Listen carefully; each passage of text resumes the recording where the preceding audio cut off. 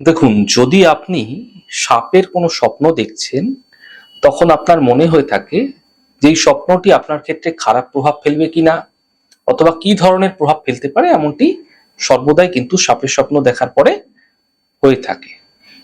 মন ভারাক্রান্ত হয়ে থাকে, মনে হয় যেন কি একটা নেগেটিভ হয়ে যাবে আমার সঙ্গে।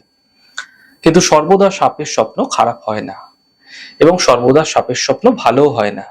তো সেই কারণেই যদি কখনো আপনারা সাপের স্বপ্ন দেখছেন এবং তিথিটা যদি ষষ্ঠী তিথি পড়ে থাকছে, শুক্লপক্ষে ষষ্ঠী হতে পারে, কৃষ্ণপক্ষে ষষ্ঠী হতে পারে, যে কোনো পক্ষেরই হোক না কেন, যদি ষষ্ঠী তিথিযুক্ত দিনে আপনি সাপের কোনো স্বপ্ন দেখছেন, তাহলে আপনার সন্তানের দিক থেকে কিছু না কিছু শারীরিক সমস্যা, কিছু বড় দুর্ঘটনা, কোনো বড় ঝঞ্ঝাট সমস্যা উপস্থিত হতে দেখা যেতে পারে। সুতরাং ষষ্ঠী তিথিযুক্ত দিনে সাপের স্বপ্ন দেখার পরে সেখান থেকে বেরিয়ে আসার জন্য পরপর 7টি পঞ্চমী তিথিযুক্ত দিনে নাগ দেবতার পুজো করুন, অথবা কোনো মনসা মন্দিরে দুধ কলা দিয়ে পুজো দিন। এতে আপনার সন্তানের উপরে আসা অশুভ প্রভাব থেকে আপনারা অনেকাংশেই বাঁচতে পারবেন।